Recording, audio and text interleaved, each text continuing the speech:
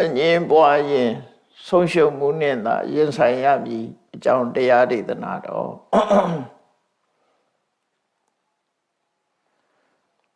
မြတ်စွာဘုရားရဲ့စာတကဒေသနာဆိုတာလူတွေအတွက်ကြုံတွေ့ရတဲ့ဘဝသင်ခန်းစာတွေကိုလက်တွေ့ကြကြဆုံးမဟောပြောတာပဲဖြစ်တယ်မြတ်စွာဘုရားဟောပြောတဲ့ဒေသနာတော်ဟာအမျိုးပေါင်း9မျိုးရှိတယ်လို့မှတ်သားရတယ်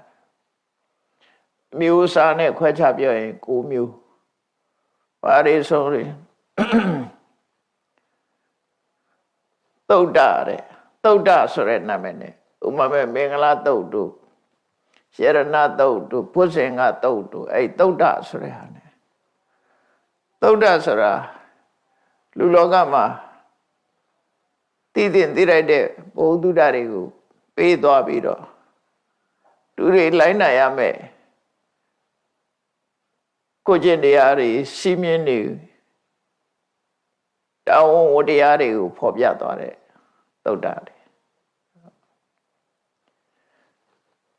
နောက်တစ်ခုကခေယဆိုတာရှိတယ်ခေယဆိုတာစကပြေပါတယ်ကဗျာပါတယ်ကဗျာနဲ့စကပြေပါဠိကတော့ဂါထာလို့ခေါ်တယ်ဂါထာနဲ့စုံနိယမြန်မာလို့ဆိုလို့ရှိရင်ကဗျာနဲ့စကပြေနှမျိုးရောပြီးတော့ဟောပြောထားတဲ့ဒေသနာမျိုးဒါလည်းပဲလောကရဲ့မှတ်သားစရာအချက်လက်တွေကိုစုဆောင်းပြီးတော့ဟောပြောတာဖြစ်တယ်နောက်တစ်ခုကဝေယကရဏဝေယကရဏဆိုတာဟောကြားပုံကိုကြည့်ပြီးတော့ပြောတဲ့စကားဂါထာမပါဘူးကဗျာမပါဘူးတရားတက်တဲ့စုံနိယတက်တဲ့ဟောတဲ့ပုံစံနဲ့ဟောတာတမက်စကြာမှာဣမတမိစ္ဆပါဏဝေယကရဏသမိပညာမာနေဆိုစကားလေးပါတယ်စကားပြေနဲ့ရှင်းရှင်းလေးဟောတာတွေကိုဝေယကရဏလို့ခေါ်တယ်ပေါ့ဟောခြင်းတဲ့ point ကိုရှင်းရှင်းလေးဟောတာအဲ့ဒါဝေယကရဏလို့ခေါ်တယ်နောက်တစ်ခုကမြတ်စွာဘုရားနှုတ်တော်ကနေထွက်ပြီးတော့ကျူးရင်တဲ့စကားတွေဗမာလူတော့ဥရန်ကျူးတယ်ပေါ့နော်နှုတ်တော်ကထွက်ပြီးတော့ပြောတဲ့ဥဒံကျူးတဲ့အနေနဲ့ဟောတဲ့တရားတွေကိုဥဒါနာလို့ခေါ်တယ်နောက်ဣတိဝုဒ္ဓဆိုတာမြတ်စွာဘုရားကဒီလိုဟောခဲ့ပါတယ်ဆိုတဲ့စကားလုံးလေးတွေနဲ့စတင်ပြီးတော့မှတ်တမ်းတင်ထားတဲ့သုတ်တန်ဒီသုတ်တန်တွေကိုမှတ်တမ်းတင်သူကတော့အမျိုးသမီးတူပဲဖြစ်တယ်သူ့ရဲ့အမိကိုတော့ကြားဦးကြလိမ့်မယ်ကောသမီပြည်ဟာဥဒိဏမင်းကြီးရဲ့မိဖုရားတစ်ပါးဖြစ်တဲ့သမ္မာဝတီထိုသမ္မာဝတီတို့စီမဝေယဝစ္စလုပ်ပေးရတဲ့ခုတ်ဆုတ်တရာဆိုတဲ့အမျိုးသမီးကြီးပဲဖြစ်တယ်သူကဉာဏ်ပညာအမတမကြီးတယ်မိဖုရားတွေဆိုတာကကျောင်းကိုနေတိုင်းသွားလို့မရဘူးဘုရင်ရဲ့ခွင့်ပြုချက်ရှိမှသွားတယ်အဲ့တော့မိဖုရားရဲ့ကိုယ်စားသူကဖះเจ้าတော်နေတိုင်းတော့တရားဖះဟောတဲ့တရားတွေကိုမှတ်သားပြီးနန်းတော်ရောက်တဲ့အခါပြန်ပြီးတော့ဟောပြောရတာအဲ့သူပြန်ပြီးတော့ဟောတဲ့ gist လေးတွေပေါ့အတူချုပ်သုတ်တန်လေးတွေကိုဣတိဝုဒ္ဓကာဆိုပြီးတော့စိတ်ဝင်စားစရာလေးတွေအဲ့ဒါလေးရတယ်ဒါကခုတ်ဆုတ်တရာဆိုတဲ့ဒေါ်ဥဒ္ဒရာပေါ့နော်ခါလေးကုန်းနေလို့သူ့ကိုခုတ်ဆဆိုတဲ့စကားလုံးရှေ့ထည့်သုံးတာဥဒ္ဒရာဆိုတဲ့အဲ့ဒီအမျိုးသမီးကဉာဏ်ပညာမတမကြီးတယ်မြတ်စွာဘုရားဟောတာကိုသူနားလေတယ်ပြန်ပြီးတော့ဟောနိုင်တယ်အဲသူဟောတဲ့ဟာတွေကိုတိသက်မှတ်ချက်ပေးပြီးတော့ဣတိဝုဒ္ဓကာလို့နောက်တစ်ခါထူးခြားတဲ့လူတယောက်မှာရနိုင်တဲ့ထူးခြားတဲ့အရည်အသွေးတွေသူများနဲ့မတူတဲ့အရည်အသွေးတွေရှိတာကိုထုတ်ဖော်ပြီးတော့ဟောတဲ့ဒေသနာမျိုးကိုအဘုဒ္ဓဓမ္မနောက်တကယ်ဖြစ်ပျက်ခဲ့တဲ့အဖြစ်ပျက်တွေကိုအခြေခံပြီးတော့ဟောတာကြတော့ဇာတကလို့ခေါ်တယ်ဇာတဆိုတာ တကယ်ဖြစ်ဖြစ်ခဲ့ဘူးတဲ့အကြောင်းအရာတွေဘဝတန်တရားဆိုတာအမတမရှိလျာတော့အဖြစ်ဖြစ်တွေကလည်းအမတမထူးခြားတယ်တခါတလေကျတော့ပြောကြတယ်လေစိတ်ကူးရင်ဝတ္ထုတဲ့တောင်ဆန်းကျယ်နေတာဆိုပါစို့တရားတွေကိုကြည့်လိုက်ပဲဆိုလို့ရှိရင်လိပ်ပြတဲ့ကောင်ရဲ့တောင်းပန်မှရေးချယ်ထားတဲ့ဒီဇိုင်းကအခုကဒီဇိုင်းဆရာတွေတဲ့တာနေတယ်သူလှုပ်ထားတဲ့ဒီဇိုင်းကဥတောင်ငှက်တွေရဲ့ကြီးစံမှာပါတဲ့ဒီဇိုင်းလေးတွေကလည်းလူတွေအတုခိုးပြီးရေးရလောက်အောင်လှပတဲ့ဒီဇိုင်းတွေပဲအဲ့တော့တဘာဝဒီဇိုင်းတွေကိုပြောတာအဲ့ဒီလိုဟာတွေကအဘုဒ္ဓဓမ္မထူးဆန်းတယ်တကယ်ဖြစ်ဖြစ်ခဲ့တဲ့ဟာတွေပေါ့နော်အဘုဒ္ဓဓမ္မအကြောင်းအရာတွေကိုဘဝမှာဖြစ်ဖြစ်လာတဲ့အမတမထူးခြားတဲ့အကြောင်းအရာလေးတွေကိုမြတ်စွာဘုရားကထုတ်နှုတ်ပြီးတော့ဟောတဲ့ဒေသနာတွေကိုစာတကလို့ခေါ်တာစာတံဘူတံကာယတိကတိယတိတိစာတကောစာတံဘူတံကထေတိတိစာတကောတကယ်ဖြစ်ဖြစ်ခဲ့တဲ့အကြောင်းအရာတွေကိုသင်္ကန်းစွာယူရလောက်အောင်စန္ဒမူနာပြအနေနဲ့ဟောတာအဲ့ဒါစာရကနောက်တစ်ခုကတော့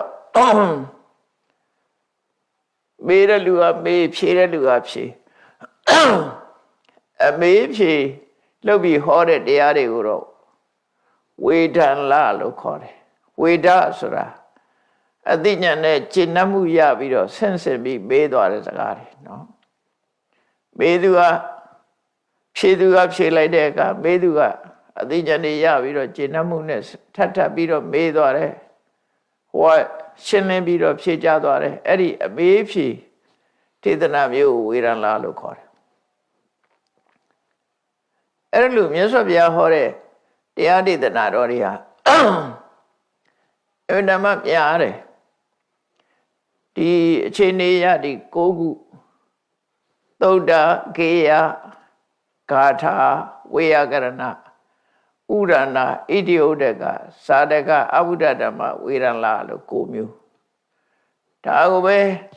မြတ်စွာဘုရားအဆုံးအမတရားတော်တွေရဲ့အင်္ဂါ၉ချက်ဆိုပြီးတော့လဲသုံးကြတယ်ပေါ့သို့တော့မြတ်စွာဘုရားဟောတဲ့တရားတွေကိုအမျိုးအစားနဲ့ခွဲလိုက်လို့ရှိရင်အဲ့ဒီ၉မျိုးနဲ့ခွဲလို့ရတယ်ပေါ့ခေါင်းစဉ်၉မျိုးအောက်မှာရှိတယ်အဲ့တော့ပိဋကသုံးပုံဆိုတာလဲဒီထဲမှာပဲပါသွားတာပေါ့ပိဋကသုံးပုံခွဲတာတော့တစ်မျိုးခွဲခြားပုံချင်းမတူဘူးရဟန်းနေလိုက်ရမယ်စီမင်းစည်းကမ်းတွေရဟန်းတော်တွေအတွက်ချမှတ်ထားတဲ့ပြညတ်ထားတဲ့စည်းကမ်းဥပဒေဝိနည်းလို့ခေါ်ပြီးတော့ကိုကျင့်တရားနဲ့ပတ်သက်ပြီးတော့ဟောပြောတာတွေသိဉာဏ်တွေနဲ့ပတ်သက်ပြီးဟောပြောတာတွေတကယ်အားလုံးဒီအကျင့်တရားနဲ့ပတ်သက်ပြီးဟောပြောတာတွေကြတော့သုဒ္ဓဆိုပြီးတော့သုဒ္ဓတပိဋကဆိုပြီးနောက်တဘာဝတရားသက်ပုဂ္ဂိုလ်တရားမဖက်ပဲနဲ့တဘာဝတရားသက်တဘာဝတရားတွေဟာတစ်ခုနဲ့တစ်ခုဆက်နွယ်ပြီးတော့ဘလို့ဖြစ်နေကြတယ်ဆိုတာကိုရှင်းပြတာကြမှာအဘိဓမ္မာအဲ့ဒါကြတော့သဘာဝတရားတက်ကိုဟောတာသုတ်တန္တကြတော့သဘာဝတရားနဲ့လူတွေရဲ့အကျင့်စရိုက်တွေနဲ့အဖြစ်ပြက်တွေနဲ့တွဲဖက်ပြီးတော့ဟောတာသုတ်တန်အဲ့တော့တချို့ကလည်းအဘိဓမ္မာကိုသဘောကျတဲ့ပုဂ္ဂိုလ်တွေကသုတ်တန်ကိုသွားပြီးတော့အထင်သေးပြည့်သေးစကားတွေပြောကြတယ်တကယ်ကတော့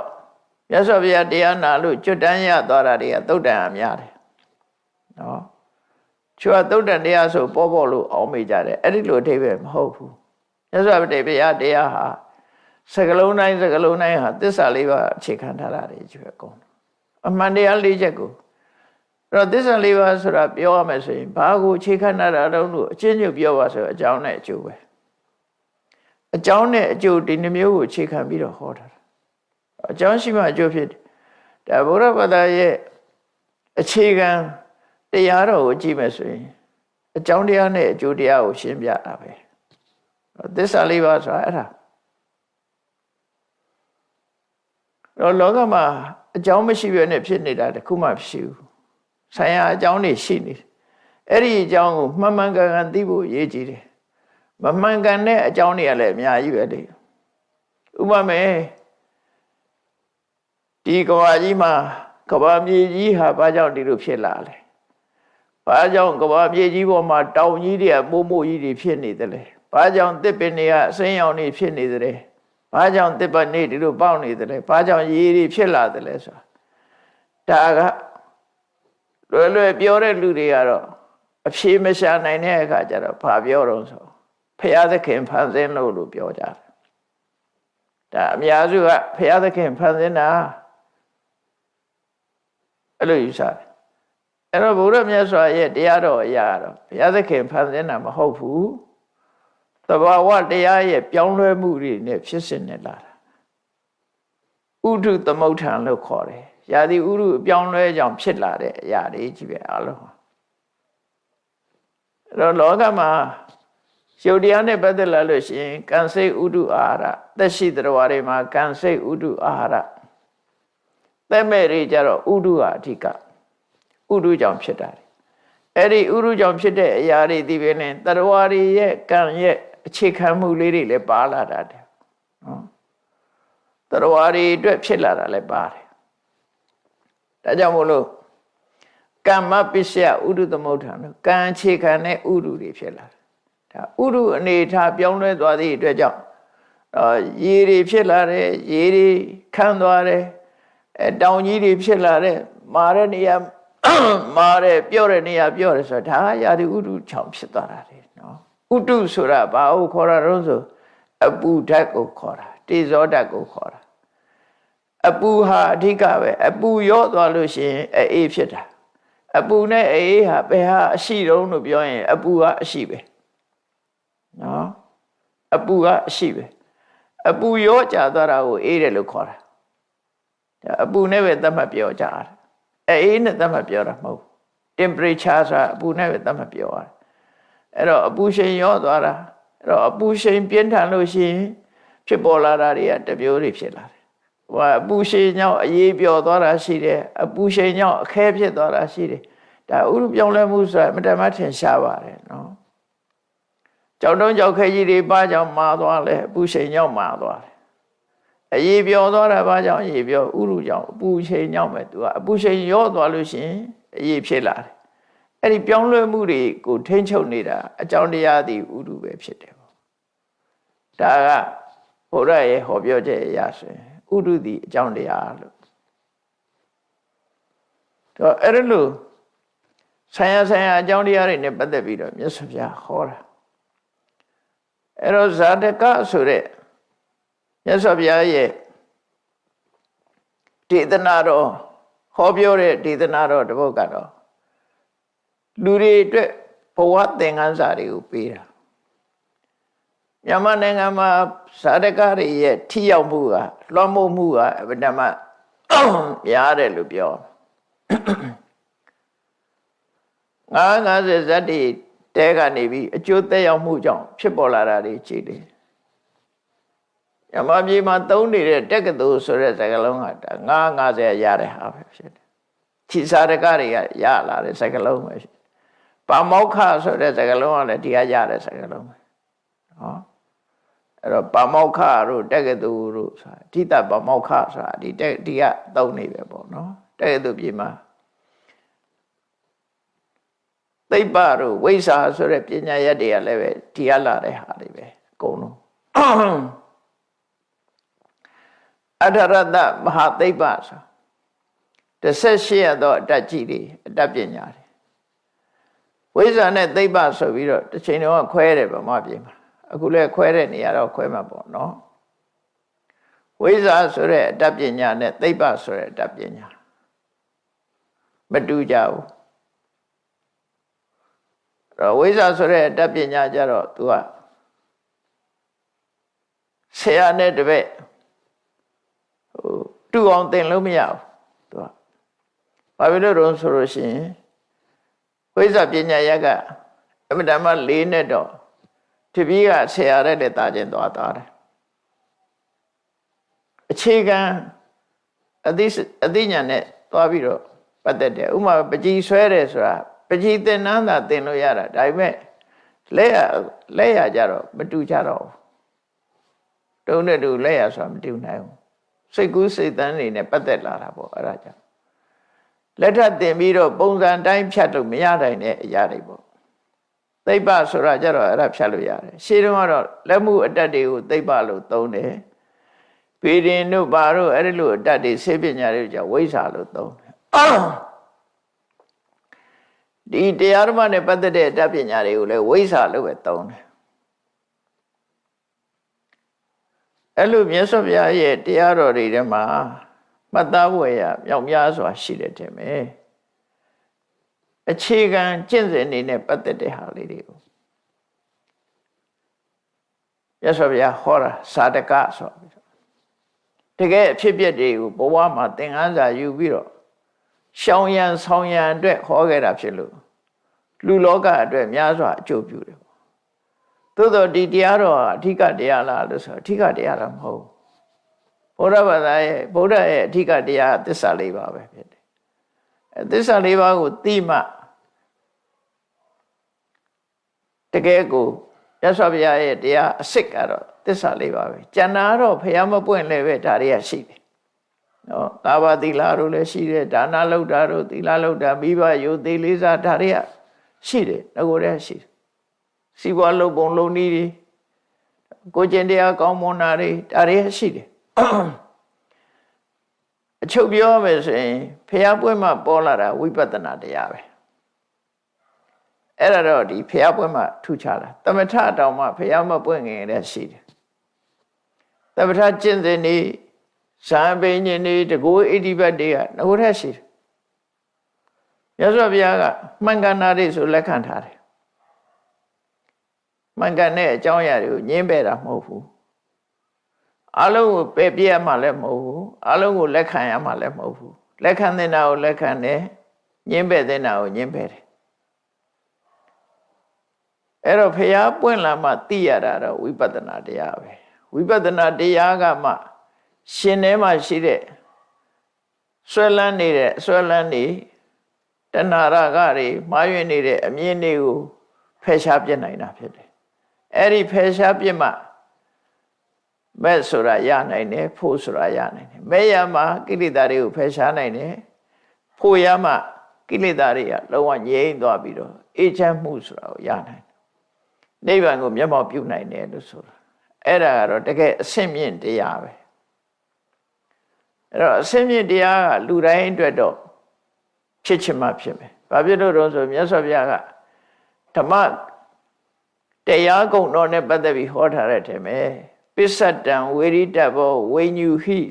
ဝိညူဟိဆိုတဲ့စကားလုံးကဝိညူဆိုတာသူများတဲ့ပို့ပြီးတော့သိတယ်ထူးထူးခြားခြားသိတဲ့ပုဂ္ဂိုလ်တွေကိုဝိညူလို့ခေါ်တာဝိဆိုတာထူးထူးခြားခြားထူးခြားထက်မြက်စွာညူကသိတာထူးထူးခြားခြားသိတယ်မြန်မာလူကတော့ပညာရှိလို့ပဲပြန်လိုက်တာပေါ့နော်အဲ့ဒီထူးခြားတဲ့အသိဉာဏ်ရှိတဲ့ပုဂ္ဂိုလ်မျိုးသားလင်ပစ္စတံဝေရိတဘောကိုထွေးသိရှိခံစားနိုင်တယ်လို့ပြောတယ်ဒါကတော့တကယ်အဆင့်မြင့်တဲ့တရားပဲဘုရားတရားတော်တွေကအဆင့်မြင့်တဲ့တရားတွေကိုပစ္စတံဝေရိတဘောဝိညုဟိဒီသုံးခုပဲပန္တိတဝေရဏီယောပညာရှိတွေသာသိနိုင်တဲ့ခက်ခဲနေတဲ့တရားတွေဆိုပါစို့ဘာပြောတာတော့ဆိုပုဂ္ဂိုလ်တ attva ဆိုတာမရှိဘူးဓမ္မတတ္တတာဖြစ်တယ်ဆိုတဲ့ဟောပြောဆုံးမချက်တွေဟာငါဆိုတာမရှိဘူးငါမရှိသည့်အတွက်ကြောင့်ငါဟာဆိုတာလည်းမရှိဘူးငါမှမရှိရင်ငါဟာလည်းမရှိနိုင်ဘူးဒါတွေကအထင်မြင်သက်သက်များတာဖြစ်တယ်ပုဂ္ဂိုလ်တ attva အမျိုးသားအမျိုးသမီးယောက်ျားမိန်းမဆိုတာတွေကလည်းမရှိဘူးအခေါ်သက်သက်များတာဖြစ်တယ်တကယ်ရှိကယုံနဲ့နံတာဖြစ်တယ်ဆိုတဲ့ဒီဟောပြောချက်တွေကြတော့ဝိပဿနာဟောပြောချက်တွေကြတော့မြတ်စွာဘုရားပွင့်မှသိတဲ့ဟာတွေဒါတွေကဒါကြောင့်မို့ဘုရားပွင့်မှဟောတဲ့တရားတွေကိုဂမ်ဘီရာတဲ့နည်းနည်းတယ်နဲ့လို့မထောက်မိနိုင်ကြဘူး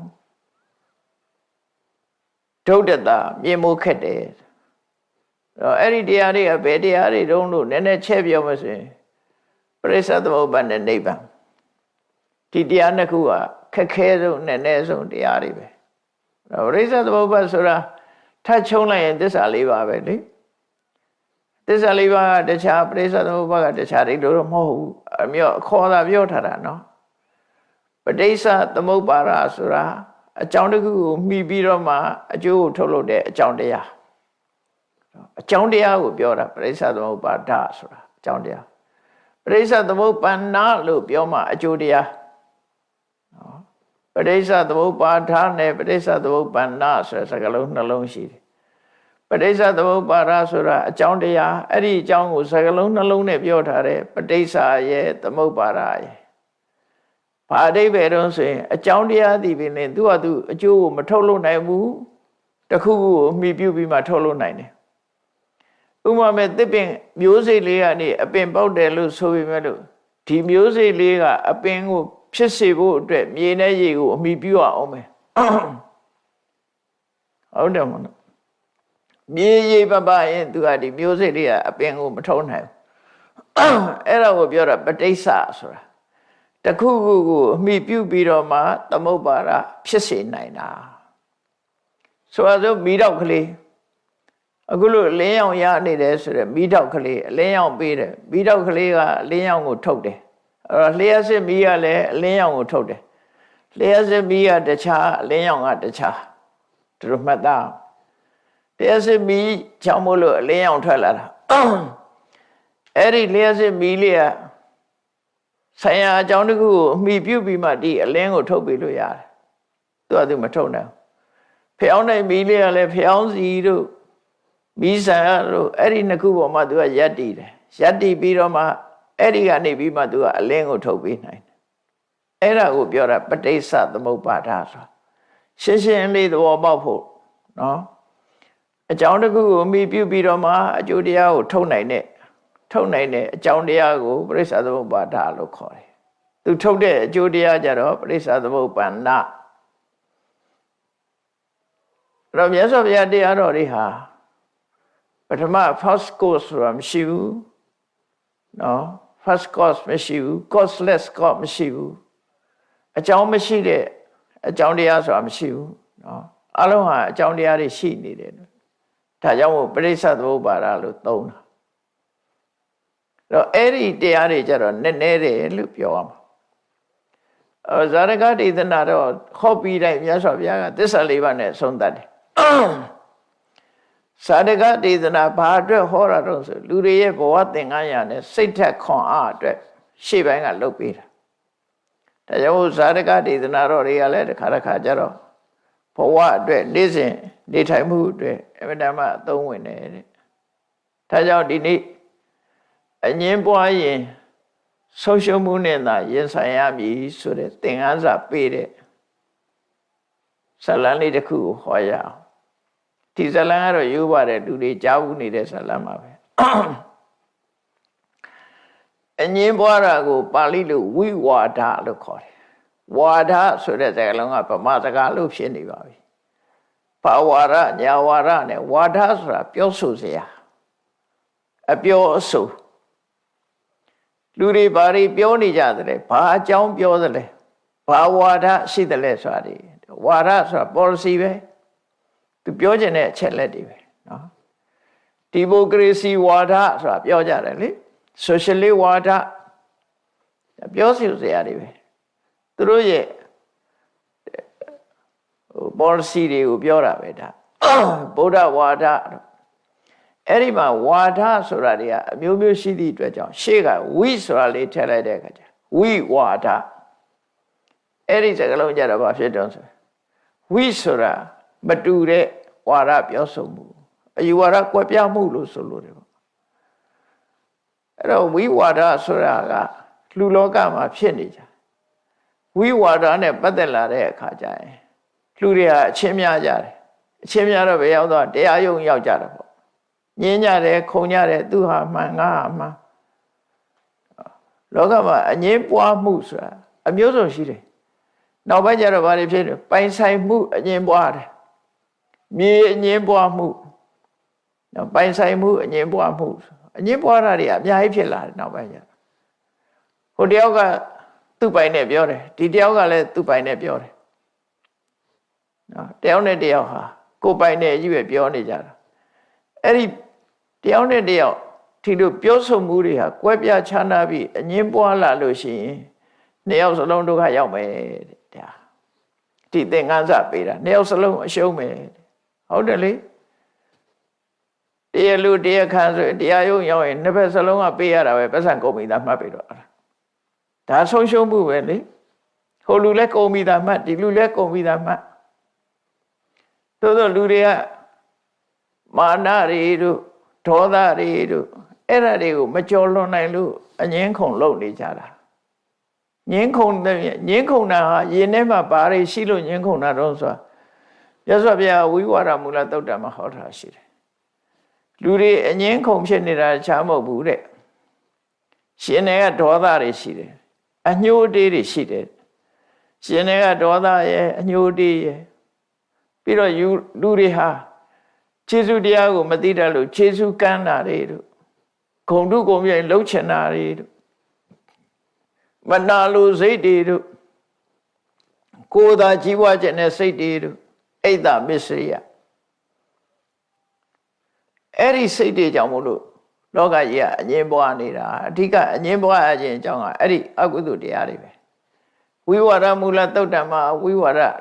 6မျိုးဟောထားတာရှိတယ်ဝိဝါဒဖြစ်ခြင်းအကြောင်း6မျိုး6မျိုးဆိုတာအဲ့ဒီပြောတယ်ခုနမခံခြင်းစိတ်တွေတို့အညှိုးတေးတွေတို့နောက် jealousy တွေတို့ကိုယ်သာလှုပ်ချင်တဲ့ selfishness တွေတို့အဲ့ဒါတွေကြောင့်မို့လို့လူတွေအငြင်းပွားနေကြတာတဲ့အဲ့လိုအငြင်းပွားပြီဆိုလို့ရှိရင်အငြင်းပွားသူ2ယောက်စလုံးဒီအရှုံးနဲ့ပဲကြုံရမယ်ဘယ်သူမှအမြတ်မရဘူးလို့ဆိုလို့တယ်အဲ့ဒါကိုသင်္ကန်းစာပေးထားတာ2ယောက်စလုံးအရှုံးဘယ်သူရသွားတော့ဆိုဂျားလူတယောက်ကရသွားတယ်လက်တွေ့ကြကြပြောမယ်ဆိုလို့ရှိရင်အငြင်းပွားရင်ဘယ်ရောက်တရားရုံရောက်တော့ဘယ်သူတွေစသွားကြတာဒါတော့ပြောစရာမလိုအောင်သိနေကြဘယ်သူတွေရသွားတာဘယ်သူတွေကြွယ်ဝသွားကြတော့ဘယ်သူတွေချမ်းသာသွားကြတော့ဒီလူတွေက2ယောက်စလုံးကပေးလိုက်ရပြီလေဘယ်သူမှအမြတ်မရ2ယောက်စလုံးရှုံးတယ်အဲ့ဒီဟာကိုတရုပ်ဖော်ထားတာပါဒီဇလံဒါကိုမြတ်စွာဘုရားဒါဘုရားဟောတဲ့အတိုင်းပြောတာပါဘုံဘုံနော်မြတ်စွာဘုရားဒီဇလံမှာဏိကုံးချုပ်လေးပါဟောတော့ဆိုဧဝမေဝမနုဿေတုဝိဝါဒောယထာစာတိလူလောကအတိုင်းဝိုင်းကြီးထဲမှာတဲ့တဦးနဲ့တူအချင်းများပြီဆိုလို့ရှိရင်တဲ့ဓမ္မထံပฏิဝဒန္တိဓမ္မထဆိုတာတရားသူကြီးစီပြေးကြရတယ်တဲ့တရားယုံကိုပြေးကြရတယ်ငြင်းပွားပြီဆိုလို့ရှိရင်တရားယုံရောက်သွားကြပြီဒီလိုဆိုလို့တယ်ဓမ္မထံပฏิဒါဝန္တိတဲ့ဓမ္မထဆိုတဲ့တရားသူကြီးထံပြေးသွားကြတယ်တဲ့သောဟိနေတံဝိနာယကောတဲ့ဘာလို့လို့ဆိုသူကပဲဆုံးဖြတ်ပေးမှာ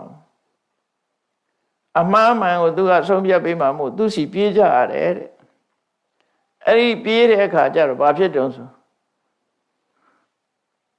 နော်တဏှာပိတထဇီယန္တိတဲ့မဆန်ကုန်ကြပြီတဲ့အဲ့ကြတရားသူကြီးပေးရမယ်ရှေ့နေပေးရမယ်ရဲပေးရမယ်ပေးကြတယ်အများကြီးဖြစ်လာပဲပေးဟိုပေးဒီပေးတရားလူကလည်းပေးတရားခံလည်းပေးအဲ့ဒါကြောင့်မြတ်စွာဘုရားတဏှာပိတထဇီယန္တိတဲ့အဲ့ယုံရောက်ပြီဆိုလို့ရှိရင်ပစံကုန်ပြီသာမှတ်ပြီတော့တဲ့အခုခေတ်ပြောတာမဟုတ်ဘူးဒါမြတ်စွာဘုရားဟောခဲ့တာတကယ်တဏှာပိတထဇီယန္တိတဲ့ဘယ်ခေတ်ဖြစ်ဖြစ်ဒီတိုင်းပဲခဏခေတ်မူဒီလိုဖြစ်နေတယ်လို့မအောင်မေးလေနဲ့လူတွေရှိနေသမျှဒီအကျင့်တွေရှိမှာပဲနော်အဲ့တော့တဏှာပိတထဇီယန္တိရာဇကောသောပဝတ္တတိဘုရင်ကတော့ဝင်ငွေတွေကောင်းသွားပြီတဲ့တိုင်းပြည်အုပ်ချုပ်တဲ့အစိုးရတွေကဝင်ငွေရသွားပြီတရားရုံးကအခွန်တွေရလိုက်ပြီလို့ဆိုလို့တယ်နော်အဲ့တော့တရားရင်ဆိုင်တဲ့လူ2ယောက်စလုံးကတော့ဘာတော့အရှုံးနဲ့ပဲရင်ဆိုင်ရတယ်အဲ့ဒါကိုပြောတာအငြင်းပွားရင်ဆုံးရှုံးမှုနဲ့သာရင်ဆိုင်ရမည်သို့တော့မရင်ဆိုင်ကြဘူးလားဆိုရင်ဆိုင်တာပဲအမှုတွေကိုအများကြီးပဲနေစဉ်နဲ့များအမှုတွေ လျှော့ပေးကြလားဆိုပေးကြဘူးကုံမသာကုံရော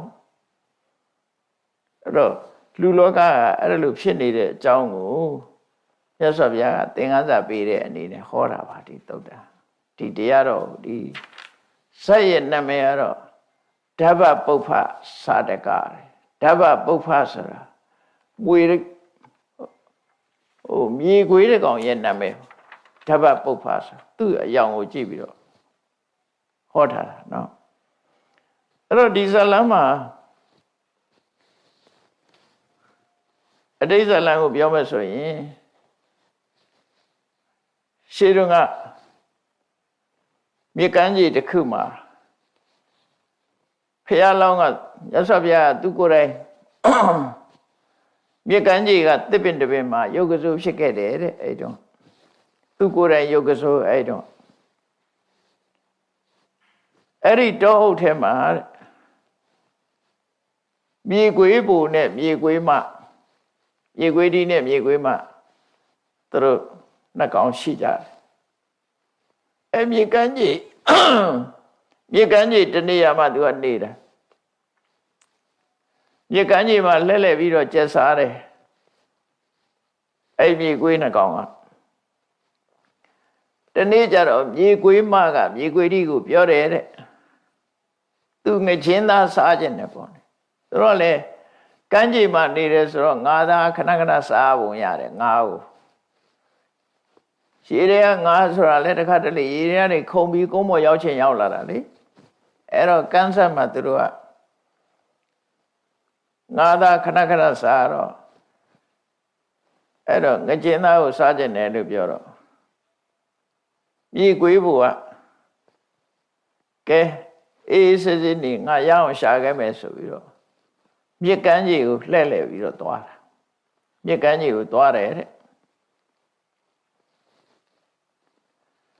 အဲ့ဒီမြေကမ်းကြီးရောက်တဲ့အခါကျတော့သူဘာတွေ့တော့ဆိုသဲတောင်မြေပေါ်မှာဖြတ်နှကောင်သွားတွေ့တယ်ဖြတ်နှကောင်သွားတွေ့တယ်အဲ့တော့ဖြတ်နှကောင်ကရေနဲ့ထဲမှာကျက်စားပြီးတော့ဖြတ်နှကောင်ကတော့ကမ်းခြေမှာကျက်စားတယ်ရေနဲ့ထဲကျက်စားတဲ့ဖြတ်ကိုဂံဗီရစာရီလို့ခေါ်တယ်ကမ်းခြေမှာကျက်စားတဲ့ဖြတ်ကိုတော့အနုတီရစာရီလို့ဒီလိုနာမည်ပေးထားတယ်အဲ့တော့ဒီနေ့ကျတော့ရေနဲ့ထဲမှာကျက်စားတဲ့ဖြတ်နှကောင်ကရေထဲမှာထိုးဆင်လိုက်တဲ့အခါငချင်းကြီးတစ်ကောင်ကိုကိုက်ပြီးသွားတယ်ရသွားငချင်းကြီးကကြီးတဲ့အခါကျတော့သူ့တစ်ကောင်နဲ့မနိုင်ဘူးငချင်းကရေနဲ့ထဲကိုဆွဲသွားတဲ့အခါကျတော့ဖြန်ကမနိုင်ဘူးမနိုင်တော့သူ့တငယ်ချင်းကိုလှမ်းခေါ်တာဝိုင်းကူအောင်လို့လှမ်းခေါ်တော့နော်ဝိုင်းကူအောင်ငါကြီးကကြီးတယ်ပေါ့အတယောက်တည်းမရဘူးဝိုင်းကူသမားလို့ခေါ်လိုက်တဲ့အခါကျတော့သူကသွားပြီးတော့ကူတာပေါ့နော်ဝိုင်းပြီးတော့နှစ်ကောင်ဝိုင်းပြီးတော့ဆွဲလိုက်တဲ့အခါကျတော့ဖြန်ရလာဖြန်ကအဲ့ဒီငါးကြီးကိုမိလာခဲ့တယ်မိလာခဲ့ပြီးတော့တက်တောင်မြေပေါ်ရောက်လာဖမ်းလာကြတယ်သူတို့နှစ်ကောင်ဝိုင်းပြီးတော့ဖမ်းတော့မိလာတာအဲ့လိုမိလာတဲ့အခါကျတော့ကဲတို့နှစ်ကောင်ခွဲဝေကြမယ်ငချင်းကြီးတစ်ကောင်ကိုခွဲကြမယ်လို့ဆိုတော့အချင်းများပြီအဲ့ကြတော့ तू ကခေါင်းပိုင်းလိုချင်တယ် तू ကအပြီးပိုင်းလိုချင်တယ်ခေါင်းပိုင်းနဲ့အကောင်းဆုံးနေရာကိုလို့ရွေးကြပြီပေါ့လေဟိုကလည်းငါအရင်တွေ့တာဒီကလည်းမင်းငါကူလို့ရတာပရမတ်တွေ့တဲ့ကောင်လည်းငါအရင်တွေ့တာငါအရင်ဖမ်းတာအဲ့တော့ငါအကောင်းတဲ့အပိုင်းကိုရသင့်တယ်ဟိုကလည်းပဲမင်းငါမကူလို့ရှိရင်ရမလားငါကူလို့ရတာမင်းနဲ့ငါတူတူလုံးရတာပဲလောကလူတွေကလေလောဘကိုအကြောင်းပြုလာလို့ရှိရင်အဲ့လိုပြောလို့ရှိကြတယ်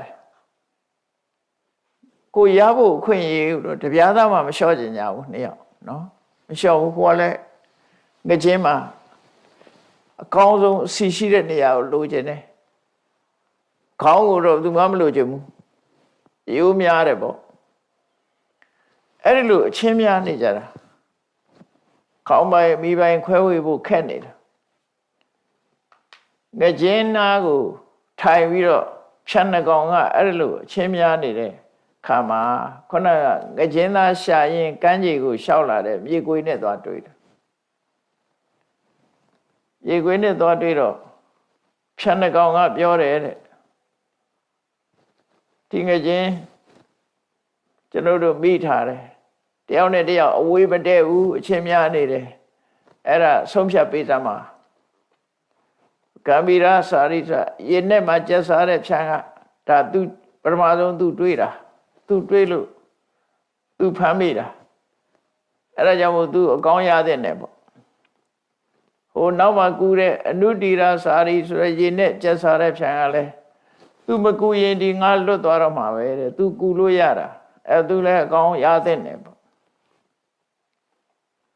ပြောပြီးတော့သူကဘာပြောတော့ဆိုဝိဝါဒောနောသမုပ္ပန္နောတပ္ပပုပ္ဖသူနောဟိမိ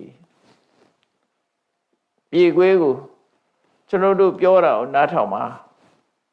ကျွန်တော်တို့နှစ်ယောက်အဝေးမတည့်ဘူးချင်းများနေတယ်တဲ့သမေဟိမေရကံ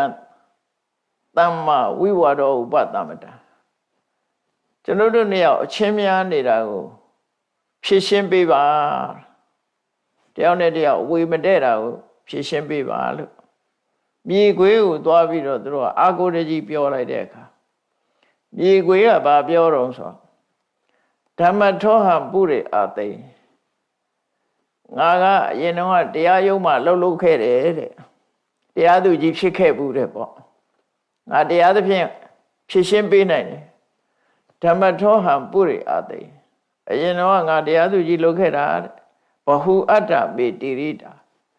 ငါတရားတစ်ပေါင်းနေအငင်းပွားမှုတွေငါအများကြီးဆုံးဖြတ်ခဲ့တယ်ကြွားလုံးထုတ်ပြီးတော့သမေမိမေရကံတမ္မာဝိဝါဒောဥပတ္တမတာမင်းတို့အကျဉ်းမွားမှုကိုငါမျှမျှတတငါဆုံးဖြတ်ပေးနိုင်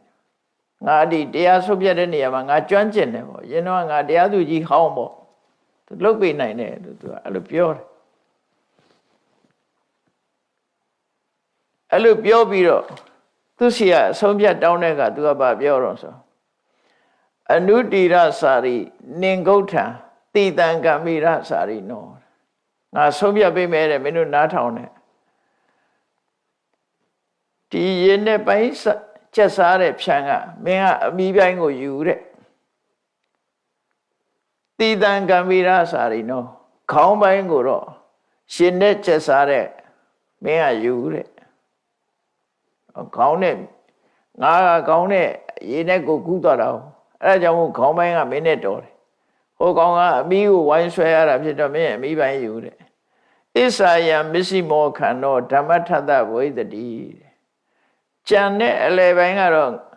တရားသူကြီးဖြစ်တဲ့ငါအတွက်ပဲအဲ့ဒါတရားသူကြီးဆုံးဖြတ်လိုက်တာရေကွေးတရားသူကြီးဆုံးဖြတ်တဲ့ဟာနော်မင်းကအမြီးပိုင်းယူမင်းကတော့အနဲ့ခေါင်းပိုင်းယူအလယ်ပိုင်းဆိုတာအကောင်းပဲအသားတွေကြီးပဲလေခေါင်းဆိုတာလည်းအယူများတယ်ဘာမှစားကြမရှိဘူးအမြီးဆိုတာလည်းစားကြမှမရှိတာ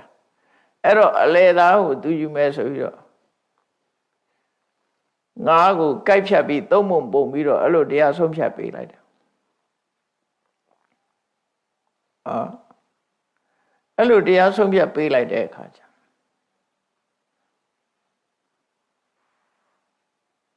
တရားဆုံးဖြတ်ပြီးအလယ်ပိုင်းအကောင်းစားကိုသူကယူပြီးတော့သွားပါလေရော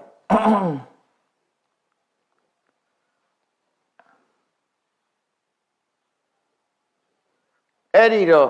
ဖြတ်နှစ်ကောင်ကကောင်းရတဲ့ဖြန်းအမီးရတဲ့ဖြန်းကောင်းရတဲ့ဖြန်းကလည်းပဲ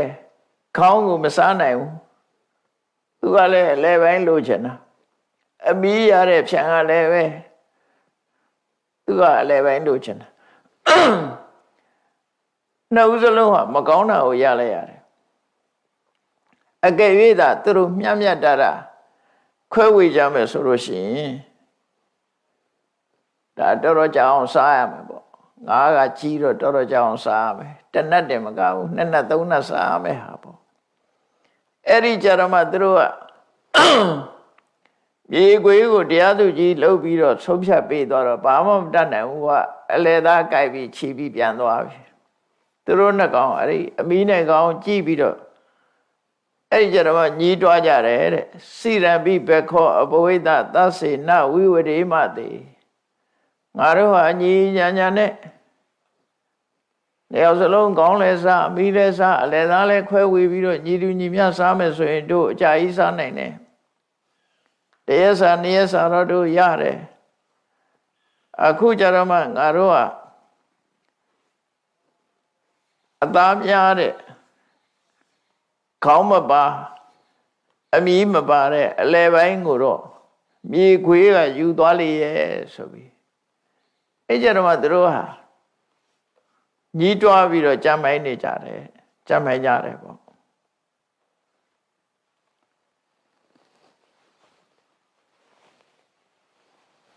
အဲ့ဒီဇလန်လေးကတော့950ထဲမှာဆက်400မြောက်ဆက်မှာဖော်ပြထားတာဖြစ်တယ်ပေါ့နော်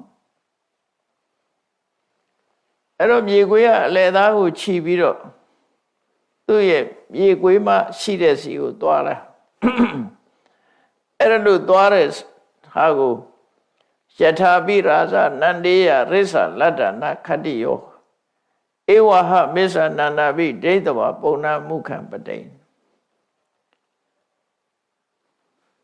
မြေခွေးမကသူပြန်လာတာမြင်ရတဲ့အခါပြုံးလို့ရွှင်လို့ကြည့်ပြီးတော့ဟာအောင်ပွဲရလာတဲ့မင်းဆိုးရာဇာလိုပဲဒီကနေ့ကြည့်ရတာခွေးကတော့ပြုံးတတ်တယ်သိကြတယ်ဟုတ်တယ်ခွေးပြုံးတာသူမြင်သွားတာပေါ့နော်ငကျင်းသားကိုကြိုက်ပြီးတော့လာတော့အောင်ပွဲရလာတဲ့မင်းဟာပြုံးရွှင်လာတယ်လို့ပဲဒီကနေ့ကြည့်ရတာပြုံးရွှင်ရွှင်နဲ့ရှိလိုက်တာလို့ပြောတော့ကထာနုထလဇောတန်တော်ဥရကေမစ္ဆံပရမတိပုထောမေသမ္မာအခါဟိကထာအဓိကတံတရားကုန်းပေါ်မှာကျက်စားတဲ့မြေခွေးတစ်ကောင်အနေနဲ့ရှည်ထဲမှာရှိတဲ့ငချင်းသားကိုဘယ်လိုလုပ်ရအောင်ယူခဲ့သလဲမြေခွေးမမေးတဲ့အခါမှာသူကဘယ်လိုရတယ်ဆိုတာကိုပြောပြတယ်ဝိဝါဒေနခိတဟွန်တိဝိဝါဒေနဓနက္ခယစီနာဥဒ္ဒဝိဝါဒေနဘုံဇမာယာဝိရောဟိတံမြေခွေရဒီနေရာမှာတော့သူကအောင်နိုင်သူအနေနဲ့သူကဗာပြောတော့ဆိုလောကသရဝရီဟာတဲ့တုံးနဲ့တူအငင်းပွားနေကြလို့သူတို့ကဒုက္ခရောက်နေကြတာအငင်းပွားနေလို့လည်းပဲပတ်စံနေကုန်နေကြတာငွေကြေးတနာတွေကုန်ဆုံးနေကြတာစီနာဥဒ္ဒဝိဝါဒေနဖြတ်နှကောင်ဟာညင်းနေတာနဲ့သူတို့ငါးဆုံးရှုံးသွားတယ်ပေါ့ပုံစမာယာဝိရောဟိတံမြေခွေးမရဲ့နာမည်ကမာယာဝီကဲမင်းကြိုက်တဲ့လောက်စားစမ်းဆိုပြီးတော့ငကျင်းသားကိုချပြီးတော့ပေးလိုက်တယ်တော့လောကရဲ့သဘာဝကိုပေါ်လွင်ထင်ရှားအောင်ဟောတဲ့ဒီဇာတ်လမ်းပဲဖြစ်တယ်ပေါ့နော်ပေါ်လွင်ထင်ရှားအောင်ဟောတာအဲ့တော့လောကလူတွေဟာဒီတိုင်းပဲတုံးနဲ့တူဝေမတဲလို့တုံးနဲ့တူအငင်းပွားပြီဆိုလို့ရှိရင်ခြားလူတယောက်ကလာပြီးတော့အမျက်ထုတ်သွားလေရှိတယ်သို့မဟုတ်အငင်းပွားမှုကိုအကြောင်းပြုပြီးတရားရုံးရောက်တော့ခြားလူတွေကစားရအဲ့ဒါလို့နဲ့တရားလူတရားခံနှစ်ယောက်စလုံးဟာအငင်းပွားမှုကိုအကြောင်းပြုပြီးဘာအကျိုးအမြတ်မှမရဘဲနဲ့အရှုံးနဲ့သာရင်ဆိုင်ရတယ်ဆိုတဲ့ဒီဇလံကိုဖော်ကျူထားတာဖြစ်တော့မြတ်စွာဘုရားကဒီဇလံလေးကိုဟောကြားပြီးတော့မှတ်ချက်ပေးတဲ့အနေနဲ့ဩဝါဒပေးတာတော့ခုနဧဝမေဝမနုဿေတုဝိဝါဒောယထသာယတိလူလောကမှာလည်းပဲဒီတိုင်းပဲတဲ့ဘယ်နေရာမှာပဲအငင်းပွားဘယ်သူတွေပဲအငင်းပွားအငင်းပွားပြီဆိုလို့ရှိရင် တရားယုံကိုသွားကြရတယ်တရားယုံရောက်လို့ရှိရင်တော့တဏှာပိတ္ထဇီယန္တိငွေကြေးတဏှာတွေကုန်ကြပြီးသားမှတ်ပြီးတော့ရာဇကောသောဘဝတ္တိမင်းရဲ့ဖန္တာကတော့တိုးတက်သွားပြီဝင်ငွေကောင်းသွားပြီတဲ့တရားယုံတွေကိုအကြောင်းပြုပြီးတော့အဲ့လိုမြတ်စွာဘုရားကဒီဇလံကိုဟောတာဖြစ်တယ်အဲ့ဇလံထဲမှာမြေကွေးဟာအဲ့ဒါမှလဲတယ်ပေါ့သူကအဲ့ဒါမှလဲတယ်အဲ့ဒီအဲ့ဒါမှလဲတဲ့မြေကွေးဟာဒီဘဝမှာယဟန်တစ်ပါးကိုအကြောင်းပြုပြီးတော့ဟောတာဖြစ်လို့အဲ့ဒီယဟန်ရဲ့ဘွဲကဥပနန္ဒတဲ့တာဂိဝေမင်းသားယဟန်တစ်ပါးပဲသူကလည်းအလွန်လဲတယ်ရလို့တဲ့မျက်စိရှိတယ်ပေါ့သူ့ကိုအကြောင်းပြုပြီးတော့ဒီဇလံလေးကိုဟောတာမြတ်စွာဘုရားအဲ့တော့ဘဝမှာဒီဇလံကိုကြည့်မယ်ဆိုလို့ရှိရင်တော့ဒီဘဝလူလေလုံးတဲ့လူတွေကဟိုဘဝလည်းလူလေလုံးခဲ့တာတွေများတယ်အဲ့တော့ဗမာစကားမှာတော့ပြောကြတယ်ဒီကောင်ကဖြန်ကြတယ်နဲ့အခုကဖြန်ကအသွားတာပေါ့ရေခွေလောက်မလဲဘူးလို့ပြောရမှာပဲဖြစ်တယ်နော်စကားပုံတော်ပြောင်းရမလို့ဖြစ်နေဖြန်ကြတယ်ဆိုတဲ့စကားလုံးက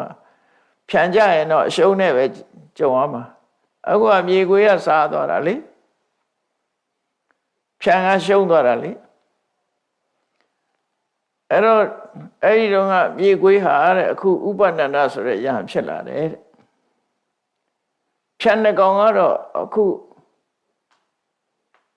ဒီဘဝမှာ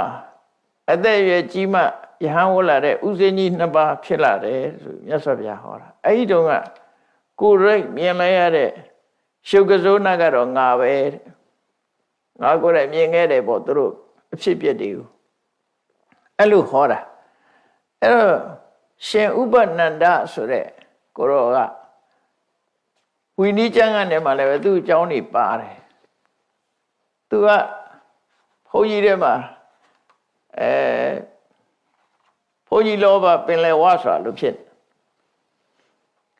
လောဘကြီးတဲ့ကိုရောတစ်ပါးဖြစ်တယ်အဲ့တော့သူကလောဘကြီးတာသူလောဘကြီးတာကိုအကြောင်းပြုပြီးတော့မြတ်စွာဘုရားဟောတာကိုသူလောဘကြီးကြောင်းကအမှန်တမ်းထင်ရှားတယ်ဝါစုချိန်ရောက်လာပြီဆိုလို့ရှိရင်ဝါစုတဲ့ကြောင်းဆိုလို့ရှိရင်သူကပုံမှန်ကြောင်းဝါစုတဲ့ပုဂ္ဂိုလ်တွေကိုလှူလေတန်းလေးရှိကြတယ်အဲ့ဒီခေတ်ကဒီကြောင်းမှာနေတဲ့ပုဂ္ဂိုလ်အတွက်ဆိုပြီးသီးသန့်လှူတာတွေရှိတယ်အဲ့တော့သူကဝါစုနေရောက်လာပြီဆိုလို့ရှိရင်တဲ့ကြောင်းနှစ်ကြောင်းသုံးကြောင်းကိုသူကပိုင်ဆိုင်ထားလိုက်တယ်ပိုင်ဆိုင်ထားပြီးတော့တစ်ကြောင်းကိုတော့ထီးတို့ဖနက်တို့ထားလိုက်တယ်လူကိုယ်တိုင်မနေဘူးသူထီးလေးဖနက်ကလေးထားလိုက်တယ်ဒါလည်းသူနေတာပေါ့နောက်တစ်ကြောင်းတော့တောင်ဝှေးလေးထားတယ်နောက်တစ်ကြောင်းကျတော့ရေဘူးလေးသွားထားတယ်အဲ့သူထားတဲ့အကြောင်းဟာဒါသူ့ကြောင်းပဲရှင်းတော့တိုင်ကကြောင်းနေရှိတာဟုတ်အဲ့လိုထားသွားပြီးတော့သူကတနေရာမှနေတယ်ဝါကျွတ်လို့ဒီเจ้าမော်เจ้าနဲ့ပတ်သက်တဲ့အလှူဒန်းရပြီဆိုရင်တောင်းဝေးထားတဲ့เจ้าကလည်းသူ့ကို share ပေးရမယ်ရှေးဘူးထားတဲ့เจ้าကလည်းသူ့ကို share ပေးရမယ်ဖနက်ထိုးထီးတို့ထားတဲ့เจ้าကလည်းသူ့ကို share ပေးရအဲ့ဒီရတဲ့ share သင်္ကန်းတပိတ်တွေကိုသူကစုပြီးတော့ယူသွားတာလောဘကြီးတော့စုပြီးတော့ယူသွားတာရသော်ဗျာဒါကြောင့်မို့ယဟန်တွေကိုဟောတယ်ပစ္စည်းနဲ့ပတ်သက်ပြီးတော့ရတာနဲ့ကျင့်နိုင်ရမယ်လောဘမကြီးရဘူးရှိတာနဲ့ပဲကျင့်နိုင်ရမယ်အဲ့လိုဟောတယ်ဒါမကျင့်တဲ့ပုဂ္ဂိုလ်တွေကြတော့အဲ့လိုလုပ်လို့ရှိတယ်သူကအဲ့လိုလုပ်ပြီးတော့ဝါကျွတ်ပြီဆိုရင်သင်္ကန်းတွေတပိတ်တွေပရိခရာတွေအများကြီးယူပြီးတော့သူကသွားလို့ရှိတယ်သွားတော့သူ့မြင်တဲ့အခါကျတော့ဘုံကြီးလာတပိတ်တီသင်္ကန်းနေဘယ်ရလာတာတော့ဆိုတော့သူကအဲ့ဒီပုံစံနဲ့လုပ်တာအဲ့လိုလုပ်နေရှိတယ်နောက်အဲ့ဒီမှာသူဘာကြုံလုံးဆိုရင်ကျောင်းတစ်ကျောင်းသူရောက်သွားတာရောက်သွားတဲ့အခါခုနဥစဉ်ကြီးနှစ်ပါးရှိတယ်အကြောင်းမှာ လှူထားတဲ့အဝေါကတစ်ထည်ကဖြင်ကြမ်းကြီးတစ်ထည်ကတော့ပိတ်ချောလေးလှူထားတယ်ဥစဉ်ကြီးနှစ်ပါးသလုံးကပိတ်ချောလေးပဲလှူချင်တာဖြင်ကြမ်းကြီးကိုမလှူချင်သူရတိုက်တယ်ငါရတိုက်တယ်နဲ့အငင်းပွားကြတယ်အဲ့လိုအငင်းပွားလာတဲ့အခါမှာဥပနန္ဒယဟန်ရောက်လာတော့သူတို့အငင်းပွားနေလို့ဒါလေးကိုဆုံးဖြတ်ပေးပါပေါ့ကောင်းတာနဲ့ဆိုးတာလေးပေါ့သူတို့ရထားတာဖြဉ္ဉံက2ထည်နဲ့ကပလ1ထည်နော်ဖြဉ္ဉံက2ထည်ကပလ1ထည်ရတာအဲ့လိုရတာတော့သူ့ကိုဆုံးဖြတ်ပေးပါလို့တောင်းတဲ့အခါဥစဉ်ကြီးတစ်ပါးကိုဖြဉ္ဉံ1ထည်စီပေးလိုက်ပြီးတော့ဒီကပလကတော့ငါနဲ့ပဲတော်ပါတယ်ကိုရောတို့အဲ့တော့ဖြဉ္ဉံနဲ့ပဲကျေနပ်ကြတော့ငါတရားဆုံးဖြတ်ပေးတယ်ငါဝီနီးတို့ပုဂ္ဂိုလ်နဲ့ပဲတော်ပါတယ်ဆိုပြီးကပလကိုယူပြီးတော့သွားတယ်အဲ့ဒီဇာလံဒါတကယ်ဖြစ်ခဲ့တဲ့ဇာလံကနေပြီးတော့အတိတ်တုန်းကလည်းပဲဒီလိုလုပ်ခဲ့တယ်ဆိုတဲ့အကြောင်းကိုမြတ်စွာဘုရားပြန်ပြီးတော့ဟောပြောတာအဲ့ဒါကြောင့်မို့မြတ်စွာဘုရားကဝိဝါဒဆိုတဲ့တုံးနဲ့တူညှင်းခုန်မှုအငင်းပွားမှုဟာကောင်းကျိုးမပေးတဲ့အကြောင်းရှဟန်တွေကိုအမြဲတမ်းဆုံးမတယ်ဝိဝါဒံပယတောဒိဋ္ဌဝါအဝိဝါဒင်္စခေမတောဝိဝါဒဆိုတဲ့အငင်းပွားမှုကိုဘေးရန်အန္တရာယ်ကြီးတစ်ခုဖြစ်ရှုမြင်ကြရမယ်အဲ့တော့တယောက်နဲ့တယောက်အငင်းပွားပြီဆိုရင်ပတ်စံကုန်တော့မယ်ဆိုတာကိုဒါငါတို့အတွက်အန္တရာယ်ကြီးတစ်ခုကြုံလာပြီလို့ဆိုပြီးတော့ပြေနိုင်သမျှပြေအောင်ကြိုးစားကြရမယ်တရားရုံမသွားဘဲနဲ့ကိုယ့်အကိုညှိကြအောင်နော်အဲ့လိုမညှိဘူးဆိုလို့ရှိရင်တော့အရှုံးနဲ့ပဲရင်ဆိုင်ရမယ်အငင်းပွားပြီဆိုရင်ကိုယ့်အကိုနှူးနှောပြေရပြေချောင်းအဲ့လိုလုပ်ရမှာဖြစ်တယ်တဲ့ဝိဝါဒံဘယတောဒိဋ္ဌဝါအငင်းပွားမှုကိုကြောက်เสียဘေးရအန္တရာယ်ကြီးတစ်ခုဖြစ်ရှုမြင်ပါတဲ့အဝိဝါဒင်္စခေမတောအငင်းမပွားပဲနဲ့ညှိနှိုင်းပြီးပြေလည်အောင်ဆောင်ရွက်ခြင်းကိုတော့တကယ်ကိုအန္တရာယ်ကင်းတဲ့အရာဖြစ်ရှုမြင်ကြသမက္ခသခိလဟောတာဘယ်ကိစ္စမှာဖြစ်ဖြစ်ညီညာတဲ့စိတ်ဓာတ်ညီညွတ်တဲ့စိတ်ဓာတ်ပြည့်ဆက်ဆံပြီးတော့ပြောကြဆိုကြဖို့မိတ်ဆွေစိတ်ဓာတ်တွေမွေးဖို့ယဟန်တွေကိုကြိုးစားဖို့ရသော်ဘုရားကဟောတယ်သမက္ခသခိလဟောတာညီညွတ်ကြအရာခတ်သိမ်းမှာမိတ်ဆွေစိတ်ဓာတ်မွေးပြီးပြည့်နေထိုင်ကြဧတဗုဒ္ဓနုတတနိဒါငါဘုရားရဲ့ဆုံးမသွန်သင်ချက်ပဲလို့ရသော်ဘုရားအမြဲတမ်းဒါကိုဟောလို့ရှိတယ်နော်သို့တော်လည်းရသော်ဘုရားဘလောက်ပဲဟောဝိဝါဒဆိုတာရှိနေတော့ပဲအငင်းပွားမှုတွေကရှိတာပဲဘယ်နေရာပဲဖြစ်ဖြစ်အငင်းပွားမှုတွေကလူလောကမှာရပ်တန့်ပြီးတော့မသွားဘူးရပ်တန့်အောင်ဘယ်သူမှမလုပ်နိုင်ကြဘူးပေါ့လူလောကလူတွေရှိနေသမျှအငင်းပွားမှုတွေရှိနေဦးမှာပဲအငင်းပွားမှုတွေရှိနေသမျှဆုံးရှုံးမှုတွေနစ်နာမှုတွေနဲ့ကြုံနေကြရအောင်မှာပဲဆိုတာကိုမြတ်စွာဘုရားကဘဝသင်္ကန်းစာပေးတဲ့အနေနဲ့ဒီဓမ္မပုပ္ပဇတ်ကိုသင်္ကန်းစာအနေနဲ့ဟောကြားတာဖြစ်ပါတယ်အဲ့ဒီဇတ်ကိုဟောပြီးတဲ့အခါမြတ်စွာဘုရားအကြောင်းတရားနဲ့အကျိုးတရားကိုရှင်းလင်းပြတဲ့အတိုင်းလူတွေရထားတဲ့ဘဝခန္ဓာဆိုတာဒုက္ခသစ္စာကြီးပဲရတာကဒုက္ခရထားသည့်အတွက်ကြောင့်ဘဝဆိုတာဒုက္ခပဲဘာကြောင့်ဒုက္ခလို့ပြောတာတုံးဆိုဖြစ်မှုပြက်မှုတွေရဲ့နှိမ့်ဆက်မှုကိုခံနေရလို့နှိမ့်ဆက်တယ်ဆိုတာ